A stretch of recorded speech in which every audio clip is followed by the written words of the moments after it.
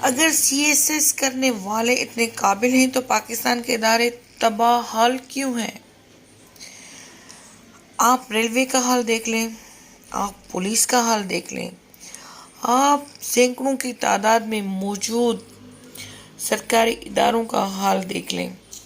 دوسری طرف آپ پاکستان کے تمام بڑے کاروباری اور منافع بخش ادارے دیکھ لیں، وہاں کوئی سی ایس ایس افسر نہیں ہے۔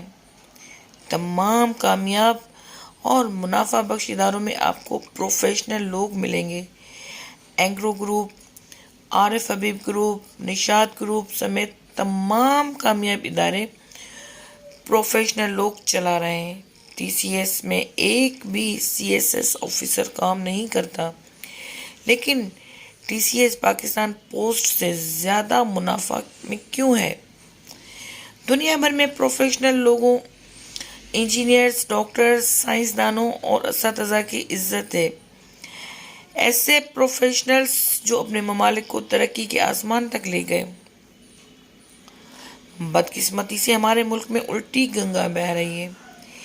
ایک پروفیشنل ڈاکٹر، انجینئر، استاد اور کاروباری شخص جو ٹیکس دینے کے ساتھ ساتھ روزگار فراہم کرتا ہے کے اوپر ڈپٹی کمشنر اور اسسٹنٹ کمشنر روب جماتا ہے، جس کی قابلیت صرف انگریزی کا امتحان پاس کرنا ہے۔ اگر انگریزی کو سی ایس ایس سے نکالا جائے تو پاس کرنے والے ہزاروں امیدوار ہوں گے۔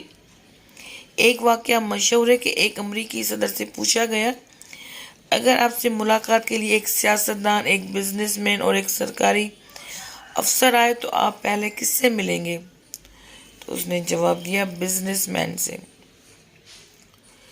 جاپان اور تائیوان کے پاس کوئی قدرتی وسائل نہیں ہیں، لیکن وہ ٹیکنالوجی میں دنیا سے آگے ہیں۔ ان ممالک میں سی ایس ایس جیسا امتحان نہیں ہوتا، پر وہاں کے مضبوط اداروں کی کارکردگی آپ کے سامنے ہے۔